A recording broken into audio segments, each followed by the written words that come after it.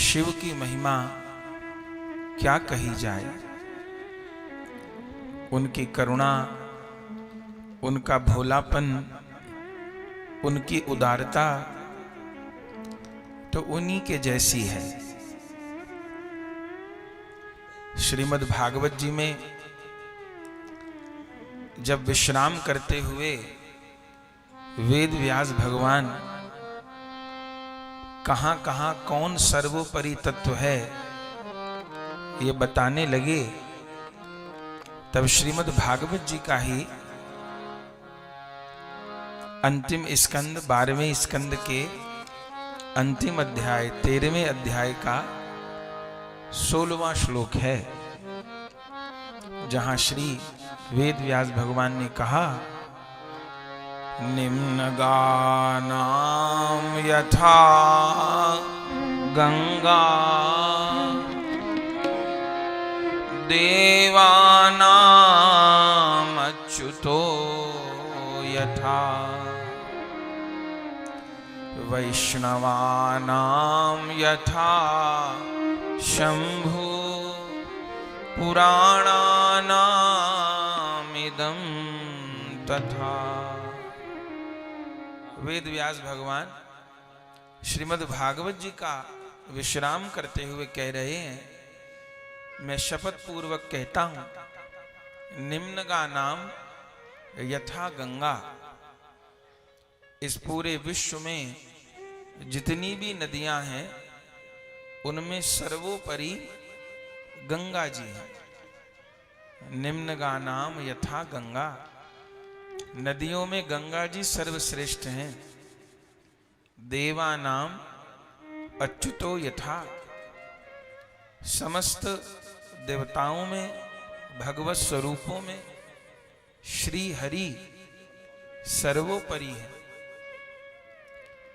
समस्त पुराणों में, समस्त शास्त्रों में श्रीमद् भागवत जी सर्वोपरि हैं और समस्त वैष्णवों में, समस्त हरि भक्तों में वैष्णवा नाम यथा शंभु, समस्त वैष्णवों में, समस्त हरि भक्तों में, समस्त श्री हरि के प्रेमियों में सर्वोपरि सर्वश्रेष्ठ भोलानाथ महादेव है।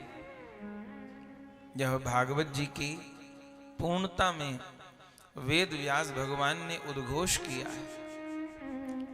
शिव से बड़ा प्रेमी, शिव से बड़ा वैष्णव, शिव से बड़ा करुणामय, शिव से बड़ा उदार तो कोई नहीं है।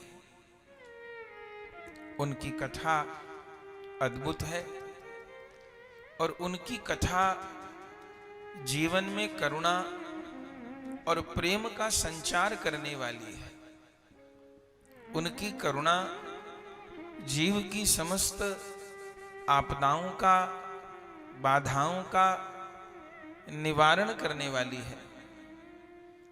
इतनी बात तो सभी जानते हैं कि शंकर जी संहार के देवता हैं, ब्रह्मा जी सृजन के देवता हैं, विष्णु जी संचालन के, पालन के देवता हैं और शंकर जी संहार के देवता हैं।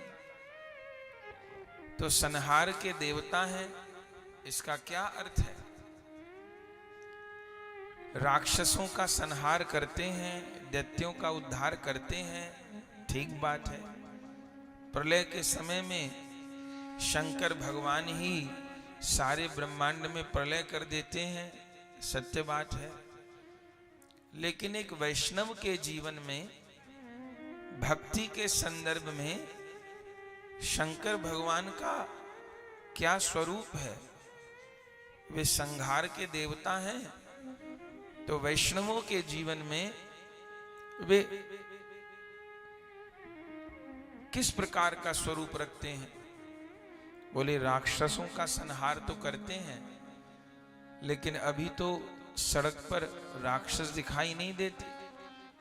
जैसा पुराणों में उल्लेख है, उड़ने वाले, बड़े बड़े दांत वाले, बड़े बड़े सींग वाले, तो फिर शिव की कृपा किस रूप में भक्त के जीवन में घटित होती है? बोले बाहर वाले दैत्यों से तो कोई हमारा बाहर वाला साथी भी हमको बचा सकता है, लेकिन सबसे बड़े शत्रु तो हमारे भीतर बैठे हुए हैं। वे काम, क्रोध, लोभ, मोह, अहंकार, ईर्ष्या, द्वेष, विषय अभिनिवेश और पता नहीं क्या क्या। शंकर भगवान इन भीतर बैठे हुए दैत्यों का संहार करने वाले हैं। जो जो बाधाएं, जो जो रुकावट भगवत प्राप्ति में बाधक है, उन सब बाधाओं का निवारण करने वाले हैं। शिव शब्द का अर्थ होता है कल्याण।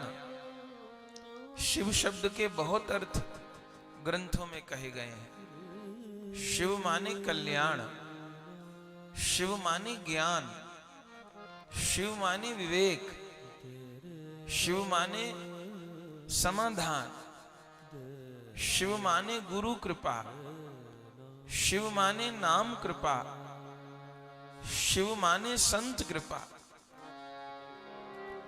तो शिव कृपा किसको नहीं चाहिए?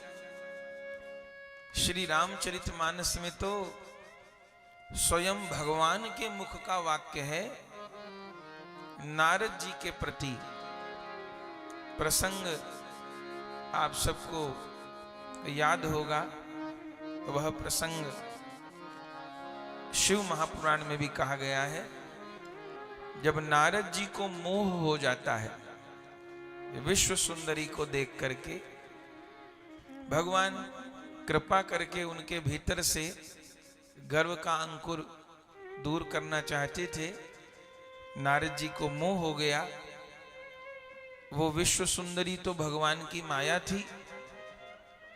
जैसे एक छोटा बालक आग को देख करके आग को पकड़ने भागे, सांप को देख के सांप को पकड़ने भागे।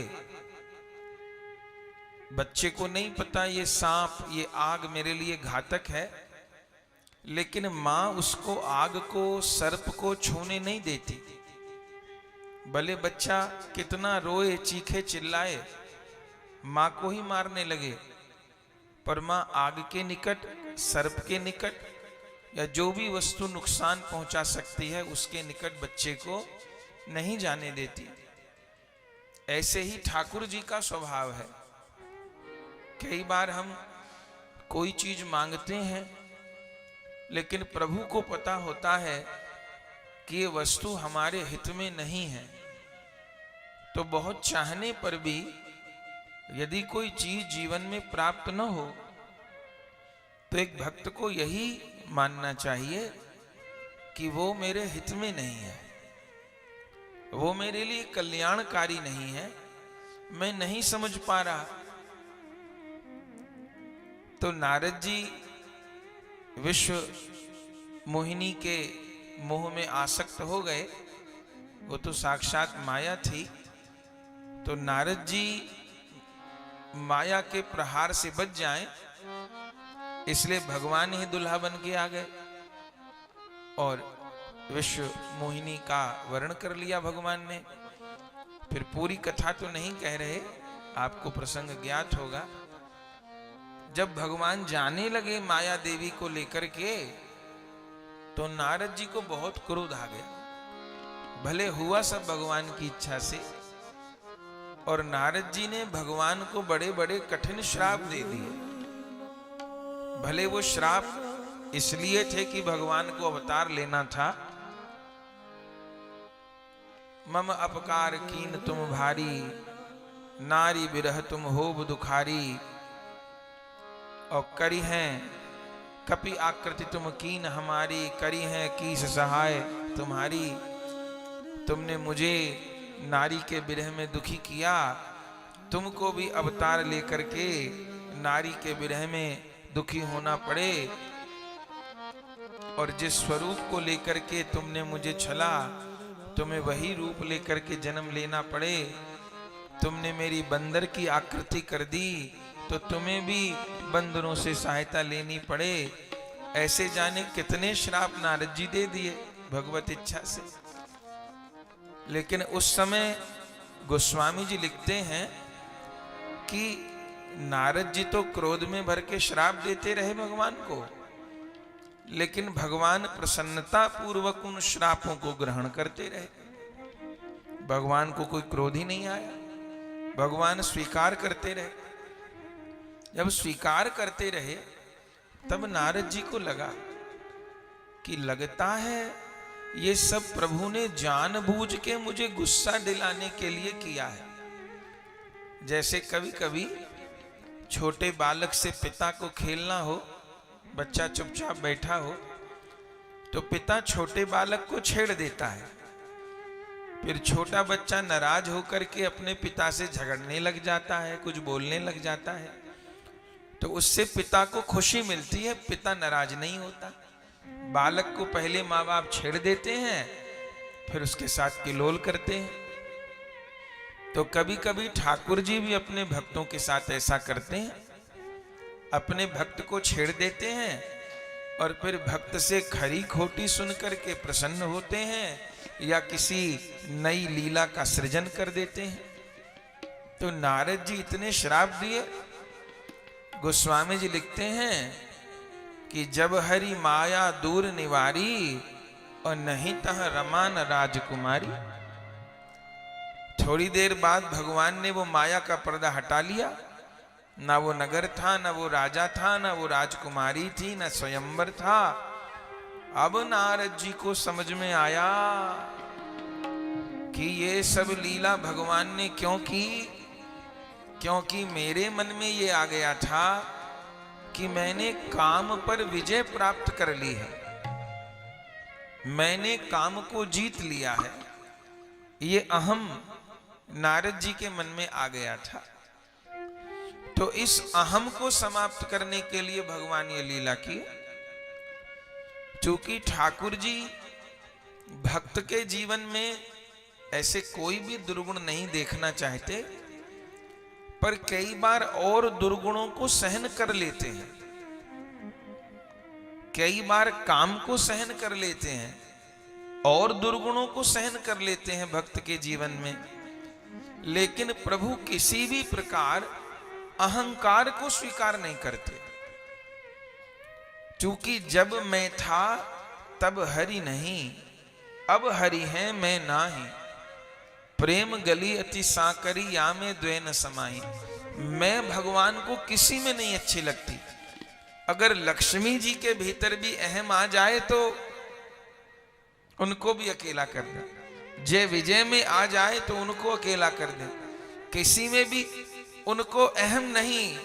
अरे यशोदा मैया प्राणों से प्यारी हैं, पर वो यशोदा मैया भी ये हट करने लग जाएं कि मैं लाला को बांध दूंगी आज उखल से, तो पूरे गोकुल की रस्सी खत्म हो जाए, पर यशोदा मैया छोटे से लाला को बांध नहीं पाए।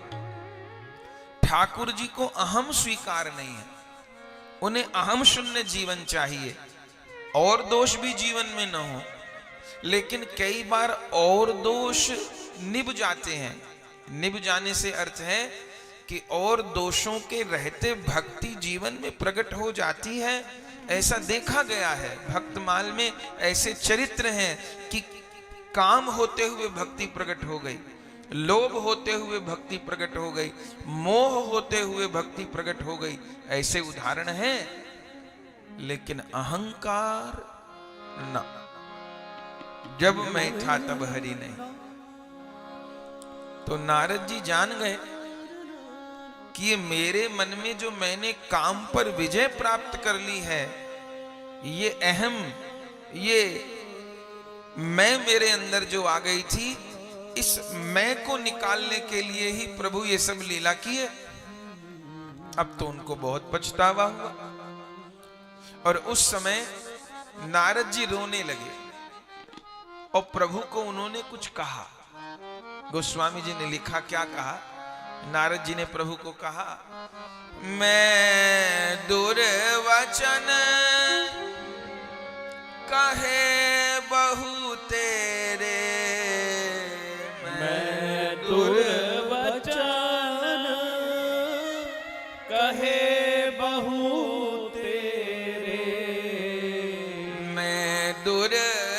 दुर्वचन कहे बहु तेरे, मैं दुर्वचन कहे बहु तेरे। मैंने इतने दुर्वचन आपको कहे, अब इन दुर्वचनों को कहने पर जो मुझे दोष लगा है, जिन प्रभु की सब वंदना करते हैं उनको मैंने ऐसे ऐसे बुरे वचन कह दिए, हे नाथ अब ये मेरे पाप कैसे मिटेंगे। ठाकुर जी क्या जवाब दिए? भगवान ने कहा, श्री नारद जी ने पहले कहा, मृषा होई मम वचन दयाला, मृषा होई मम वचन दयाला। नारद जी ने कहा मैंने जो जो कहा वो झूठा हो जाए, लेकिन भगवान क्या बोले? मम इच्छा कह दीन दयाला, मम इच्छा कह दीन दयाला। नारद जी ने कहा मैंने आपको इतने दुर्वचन कहे, मेरे पाप कैसे मिटेंगे? भगवान ने कहा जो हुआ मेरी इच्छा से हुआ, मुझे अवतार लेना है राम रूप में, इसलिए सब लीला की। आपके मन से आपने काम पर विजय प्राप्त कर ली है, ये भाव मैंने दूर कर दिया।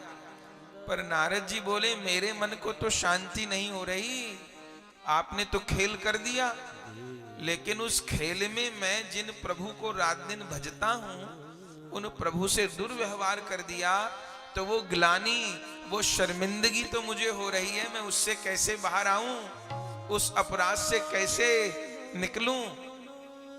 तो इस समय प्रभु ने जो दो चौपाई कही हैं, वो हम सबके बड़े काम की हैं, और शायद उससे बड़ी शिव महिमा दूसरी नहीं होगी। नारद जी पूछे कौन उपाय करूं, इतना बड़ा अपराध कर दिया आपके प्रति। ठाकुर जी क्या बोले? नारद जी बहुत बड़ा उपाय करने की जरूरत नहीं है, क्या करो? जाहु जपहु शंकर सतनामा, जपहु जपहु शंकर सतनामा, जपहु जाहि शंकर सतनामा, जपहु जाहि शंकर सतनामा, जपहु जाऊ शंकर सतनामा, जपहु जाई शंकर सतनामा। होई हृदय तुरत विश्रामा, होई हृदय तुरत विश्रामा, जपहु जाय शंकर सतनामा, जपहु जाई शंकर सतनामा। उस समय भगवान ने नारद जी को कहा, अरे अपराध हो गया, कोई बात नहीं, घबराने की जरूरत नहीं है, एक उपाय कर लो, सारे अपराध निवृत्त हो जाएंगे। क्या उपाय कर लूं? बोली जाहि जपहु शंकर सतनामा, 100 बार शंकर शंकर शंकर शंकर शंकर शंकर शंकर शंकर शंकर शंकर शंकर, ऐसा कहो। जाहि जपहु शंकर सतनामा, और होई हृदय तुरत विश्रामा, सारे अपराध क्षमा हो जाएंगे, 100 बार शंकर शंकर कह दे। असलियत में नारद जी से कोई अपराध हुआ ही नहीं, ठाकुर जी ने लीला की। लेकिन ये जो पंक्ति कही, ये वास्तव में नारद जी के लिए नहीं कही। नारद जी तो स्वयं भगवान के मन का अवतार है, उनसे तो प्रभु लीला की। अपराध तो हम जीवों से होते हैं, रात दिन होते हैं, पग पग पर होते हैं, क्षण क्षण में होते हैं, और वो अपराध कितने प्रबल होते हैं कि उन्नति ही रोक देते हैं, भगवान के प्रेम का हृदय में प्रकाश नहीं होने देते। तो उन अपराधों के प्रभाव से कैसे बचा जाए, उस पाप के ताप से कैसे बचा जाए। अरे शंकर भगवान तो विष पीने वाले हैं। ऐसा मत सोचिएगा कि विष पिया था, ऐसा न सोचिएगा। वो आज भी विष पी रहे हैं। कैसे विष पी रहे हैं? हम भक्त लोग जितने भी अपराध करते हैं, रात दिन अपराध होते हैं मुझ जैसे जीवों पर जब भोले बाबा को प्रणाम करते हैं, जब भोले बाबा पर जल की धारा चढ़ाते हैं, भोले बाबा पर दूध की धारा चढ़ाते हैं, भोले बाबा पर बेल पत्र चढ़ाते हैं, प्रणाम करते हैं शिव को, तो शिव बदले में क्या देते हैं? हमारे जीवन के अपराध रूपी विष का पान कर लेते। ये शिव की कृपा है, ये शिव की उदारता है, ये शिव की करुणा है। कहां तक कही जाए उनकी करुणा। उन्होंने विष पिया था ऐसी बात नहीं, आज भी विष पीते हैं। देवता दैत्य लगे थे अमृत की खोज में, निकल आया विष। हम लोगों की भी तो यही स्थिति है। एक साधक अमृत की खोज में लगा रहता है, अमृत मिले, सुख मिले, आनंद मिले, प्रेम मिले, पर अमृत तो नहीं निकलता। अमृत तो हाथ आता नहीं, विष पहले निकल आता है। जो जीवन की प्रतिकूलता है, जो जीवन के कष्ट हैं, जो हृदय के बुरे भाव हैं, यही तो विष है। लेकिन इस विष को कौन पीते हैं? ये सदा सदा से विष पचाने का काम सारी सृष्टि के मंगल के लिए, सब जीवों के मंगल के लिए विष को पीने की सेवा ही भोलानाथ की है। समुद्र मंथन में से इतने रतन निकले, कौस्तुभ मणि निकली, ऐरावत हाथी निकला, उच्चश्रवा घोड़ा निकला, कामधेनु गाय निकली, चंद्रमा निकले, अरे साक्षात लक्ष्मी जी निकली, धनवंतरी निकले, अमृत निकला। भोले बाबा ने कुछ लिया? सब, कोई देवता कुछ ले गया, कोई दैत्य कुछ ले गया, कोई कुछ ले गया, कोई कुछ ले गया, सबने बांट लिया। माने रत्न निकले तो भोले बाबा एक भी नहीं लिए, लेकिन विष निकला तो सबसे पहले लेने के लिए शिव आगे आ गए। आहा, ये है शिव की कृपा। जो अमृत की खोज में है, अमृत क्या है? राधा गोविंद का प्रेम ही अमृत है। भगवान सीताराम का प्रेम ही अमृत है। राधा गोविंद की नित्य लीला में प्रवेश हो, राधा गोविंद की प्रेममयी सेवा की प्राप्ति हो, यही अमृत है। अब हम जैसे अयोग्य प्राणी भी उस अमृत की खोज में लगे हैं।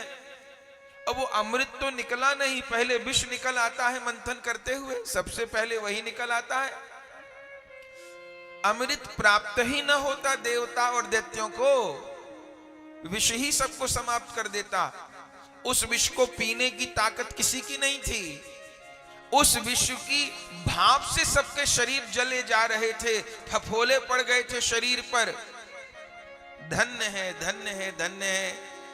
जब सब पीछे हट गए, तब सारे जगत का कल्याण करने के लिए, न तो उस विष से सारी सृष्टि समाप्त हो जाती, शिव ने विष का पान कर लिया। इतनी कृपा है शिव की, इसलिए शिव की उपासना है। जो ये कहते हैं कि हम वैष्णव हैं, हम कृष्ण भक्त हैं, हम राम भक्त हैं, हमको भोले बाबा से क्या लेना देना, हम भोले बाबा को प्रणाम किए, भोले बाबा की कथा कहे, भोले बाबा का कीर्तन किए तो हमारी वैष्णवता में कमी आ जाएगी। हमको तो लगता है वो दुनिया के सबसे बड़े ही नासमझ हैं। अरे शिव तो कृष्ण प्रेम के भंडारी हैं। शिव तो विष लेने के लिए बैठे हैं और अमृत देने के लिए बैठे हैं। जैसे ये हरे हरे पेड़ हैं, ये कितने दयालु हैं। आज सब जगह लिखा रहता है ना, green green green green Delhi, green ये, ग्रीन करिए, पेड़ लगाइए। इस समय पेड़ काटना मनुष्य को मारने के बराबर पाप है, अपराध है। तो इन पेड़ों को बचाने के लिए सब लोग क्यों लगे हैं? क्योंकि ये पेड़ बहुत उपकारी हैं। ये फल देते हैं, पत्ते देते हैं, छाया देते हैं, लकड़ी देते हैं, वो तो सत्य है। पर सबसे बड़ा काम क्या करते हैं?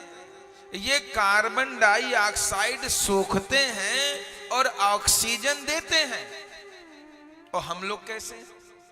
हम लोग ऑक्सीजन सोखते हैं, ऑक्सीजन ग्रहण करते हैं और कार्बन डाइऑक्साइड छोड़ते हैं। तो संसार में हर मनुष्य ऑक्सीजन लेता है। ये जितने जीव जंतु हैं सभी लोग ऑक्सीजन से ही शरीर चल रहा है। पर ये जो वृक्ष हैं ये ऑक्सीजन छोड़ते हैं और हमारे शरीर से जो बुरी वायु निकलती है, नकारात्मक वायु निकलती है, कार्बन, उसको ग्रहण करते हैं। तो इसलिए हमारे यहां वृक्षों की पूजा है। ये भगवान का स्वरूप मान करके पीपल की पूजा होती है, बट की पूजा होती है। शिव का यही काम है। वो जीव के विष को ग्रहण करते हैं और उसको अमृत दान करते हैं, उसको अमृत ग्रहण करने की योग्यता प्रदान करते हैं। तो श्री हरि नारद जी को क्या कहे? चिंता मत करो, अपराध का मार्जन हो जाएगा। अब इससे हम लोग ये अर्थ न लगा लें कि अब तो हमको बहुत बढ़िया तरीका पता चल गया, अपराध तो होते ही रहते हैं हमसे लगातार, अब खूब अपराध करेंगे, 100 बार शंकर शंकर करने में क्या लगता है, कर लेंगे शंकर शंकर शंकर शंकर शंकर शंकर शंकर 100 बार। ऐसा दुरुपयोग तो न करिएगा। पर न चाहते हुए भी अपराध बनता है। सेवा में अपराध बनता है, भजन करते में अपराध बनता है, जीवन के निर्वाह में अपराध बनता है। तो शिव को प्रणाम, शिव का नाम, शिव को जलाभिषेक, इनका सबसे बड़ा लाभ। हम कोई टोना टोटका की बात नहीं बता रहे। ये शिव का नाम, शिव को प्रणाम, शिव का अभिषेक सबसे बड़ी जो जीवन में उपलब्धि कराता है, अपराध का मार्जन करता है। ये रोग का मार्जन करता है। क्या कहना, जपहु जाहि शंकर सतनामा, 100 बार शंकर शंकर कहो, अपराध दूर हो जाएंगे। नारद जी ने कहा 100 बार शंकर शंकर कहूं? हाँ। तो नारद जी ने कहा मैं तो नारायण नारायण जपता हूं, श्रीमन नारायण नारायण नारायण नारायण, मैं तो नारायण नारायण जपता हूं। तो नारायण नाम मेरे पाप नहीं काटेगा क्या? नहीं, नारायण नाम की महिमा कम है ऐसी बात नहीं। लेकिन जैसे किसी को बुखार हो जाए और वो ताकत बढ़ाने का टॉनिक पीने लग जाए, तो ताकत बढ़ाने का टॉनिक कोई पी रहा है, कोई पौष्टिक आहार ले रहा है तो अच्छी बात है। शरीर अगर मजबूत रहेगा तो रोग जल्दी जल्दी नहीं लगेंगे। पर अगर बुखार हो गया तो उस समय पैरासीटामोल चाहिए।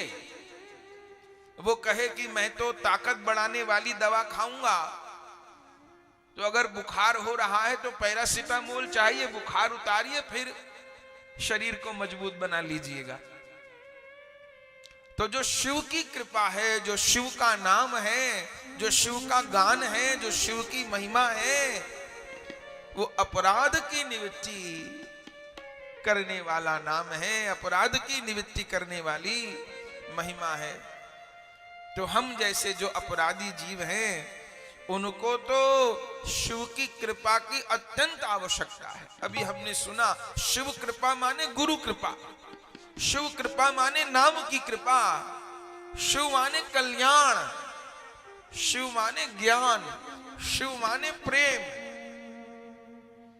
तो नारद जी प्रभु को कहे, प्रभु तो शिव की महिमा ऐसी है? बोले हाँ। तो मेरा अपराध तो मार्जन हो जाएगा और अब इस आचरण के कारण मेरी जो भक्ति कम हो गई है, माने मैं पहले जिस भक्ति की स्थिति में था वो मेरी भक्ति अब नहीं रही। पहले इतना प्रेम में कोई भक्त ऐसा कहते हैं कि पहले नाम में बहुत मन लगता था और पहले बहुत आनंद आता था, अब कम आनंद आता है, तो क्या उपाय है? तो यदि पहले बहुत अधिक आनंद आता था, अब कम आनंद आता है, तो फिर जांच पड़ताल करनी चाहिए, कहीं अपराध ही हो रहे हैं, क्योंकि अपराध ही सुख से संतोष से दूर कर देते हैं। तो पहले सेवा में भजन में आनंद ज्यादा आता था, कम आ रहा है, तो इसका क्या उपाय करें? शंकर जी को प्रार्थना करिए, हनुमान जी को प्रार्थना करिए, हे भोले बाबा मेरे जीवन के विष को दूर करो, मेरे अपराध का मार्जन करो, मुझे राधा गोविंद के चरण कमल का प्रेम प्रदान करो। बस शिव की भक्ति में जो सावधानी है वो सावधानी ये है कि शिव से संसार नहीं मांगना। एक बड़ी विचित्र बात है, आप ध्यान दीजिएगा, आगे कथा में भी ये प्रसंग आएंगे, आप एक बात ध्यान दीजिएगा। शंकर जी से जिसने संसार मांगा,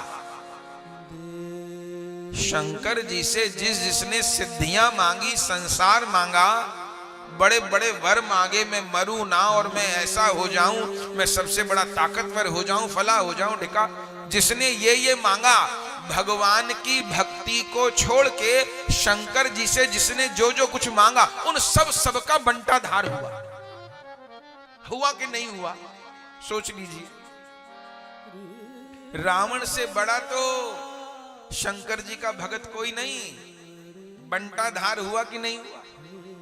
हम लोग तो शंकर जी की वैसी पूजा कभी कर ही नहीं सकते जैसी रावण ने की, लेकिन प्रभु की भक्ति को छोड़ के और दुनिया का हर सामान मांगा, पर गोविंद की, श्री राम की भक्ति को, प्रेम को नहीं मांगा। तो बताइए, सामान तो खूब मिले, लेकिन जिन शिव की पूजा करता था उन्हीं शिव ने हनुमान बन के लंका में आग लगा दी। थोड़ी बहुत तो गुंजाइश करी होती चेला के साथ, नहीं।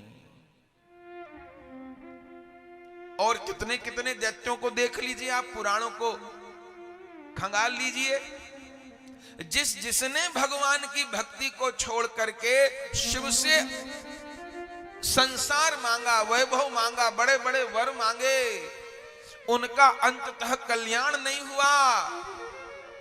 और जिसने शिव से राधा गोविंद का प्रेम चाहा, जिन्होंने शिव से सीता राम का प्रेम चाहा, शिव ने उनको कृतार्थ कर दिया, कृतार्थ कर दिया, कृतार्थ कर दिया।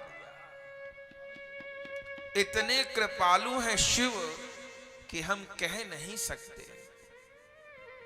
हम तो एक बहुत सामान्य साधक हैं, भजन वजन कुछ बना नहीं हमसे, पर हम जैसे अयोग्य जीव पर भी इतनी कृपा शिव ने की कि हम उसका बखान नहीं कर सके। इतनी शिव की कृपा, जबकि भजन वजन कुछ करते नहीं, तब इतनी कृपा की, बहुत कृपा।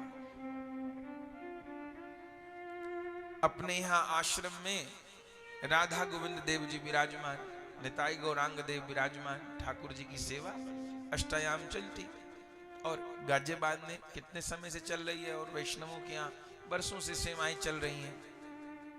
तो जैसी गुरुजनों की आज्ञा है तो महाप्रभु की सेवा विराजमान होती है और युगल की सेवा विराजमान होती है सब जगह, कहीं चितपट रूप में, कहीं विग्रह रूप में निताई गौरांग की सेवा और जुगल किशोर की सेवा विराजमान होती है।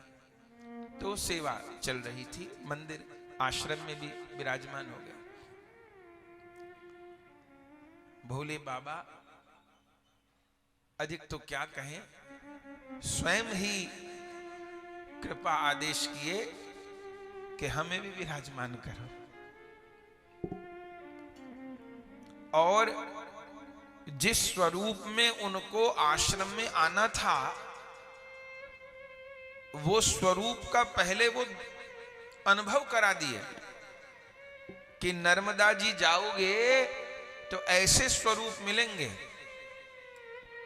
और फिर हम गए तो जैसा स्वरूप उन्होंने दिग्दर्शन कराया वैसा स्वरूप अनायास प्राप्त हो गया बिना किसी प्रयास के। जो आधे श्याम आधे गौर मानो जुगल रूप हो, जटाओं के चिन्ह और नीचे मध्य भाग में ओम का चिन्ह बना हुआ, वे स्वयं आकर के विराजमान हुए। जब नर्मदा जी से चले तो नर्मदेश्वर थे, और जब वृंदावन में प्रवेश हुए तो गोपेश्वर हो गए। फिर वृंदावन में तो गोपी बन जाते हैं भोले बाबा। अब जब से पधारे हैं एक भी दिन ऐसा नहीं हुआ कि जिस दिन रुद्राभिषेक न हुआ। प्रतिदिन रुद्राभिषेक होता है। त्योहार उत्सव पे तो बड़े होते हैं, पर प्रतिदिन रुद्राभिषेक होता ही होता है भोले बाबा का विधिवत। ब्राह्मण लोग लगे रहते हैं सेवा में, और वैष्णव रीति से उनकी पूजा होती है। माने राधा गोविंद जी का प्रसाद जैसे वैष्णवों में विधान है, हम लोग भोले बाबा को भी प्रसाद अर्पण करते हैं, क्योंकि वैष्णव रूप में वो वैष्णवा नाम अग्रगण्य है, कृष्ण प्रेम के दाता हैं। तो राधा गोविंद का प्रसाद ही भोलानाथ को अर्पण होता है। उसी रीति से सेवा होती है और खूब कृपा करते हैं। तो नारद जी ने श्री हरि से पूछा कि मेरी जो भक्ति कम हो गई है वो भक्ति कैसे बढ़े, वो भक्ति अब दोबारा कैसे पुष्ट हो। ये काम वाली बात बीच में आ गई, विश्व मोहिनी का चक्कर पड़ गया। मैं कहा था, सोच रहा था ऊपर जाऊंगा, मैं तो नीचे गिर गया। अब मुझे मेरी स्थिति दोबारा कैसे प्राप्त होगी। तो उस समय भगवान जो वचन कहे, ये स्वयं भगवान के मुख के वचन हैं, ये हम सब के लिए आदर्श वाक्य है। ये शिव की महिमा इससे बड़ी नहीं होगी। भगवान क्या कहे नारद जी को, जेहि पर कृपा ना करहि पुरारी, जेहि पर कृपा ना करहि पुरारी, जेहि पर कृपा ना करहि पुरारी, जेहि पर कृपा न करहि पुरारी, सो न पाव मुनि भगति हमारी, सो न पाव मुनि भगति हमारी, सो न पाव मुनि भगति हमारी, सो न पाव मुनि भगति हमारी, शिव सेवा कर फल सुत सोई, शिव सेवा कर फल सुत सोई, अविरल भगति राम पद होई, अविरल भगति राम पद होई, अविरल भगति राम पद होई, अविरल भगति राम पद होई, अविरल भगति राम पद होई, अविरल भगति राम पद होई, अविरल भगति राम पद होई, अविरल भगति राम पद होई, जेहि पर कृपा न करहि पुरारी, सो न पाव मुनि भक्ति हमारी। जिस पर शिव कृपा नहीं करते उसको मेरी भक्ति प्राप्त नहीं होती, उसको मेरा प्रेम प्राप्त नहीं होता। इससे अधिक शिव महिमा तो क्या होगी। तो ऐसे वैष्णवा नाम अग्रगण्य शिव महापुराण में वर्णन है कि श्री हरि की आत्मा तो हर है, माने नारायण की आत्मा तो शिव है और शिव की आत्मा नारायण है। नारायण के हृदय शिव हैं और शिव के हृदय नारायण है। हरि हर में भेद करे तो उसको त्रिकाल में भी उस प्रेम तत्व की प्राप्ति नहीं होती, कल्याण की प्राप्ति नहीं होती।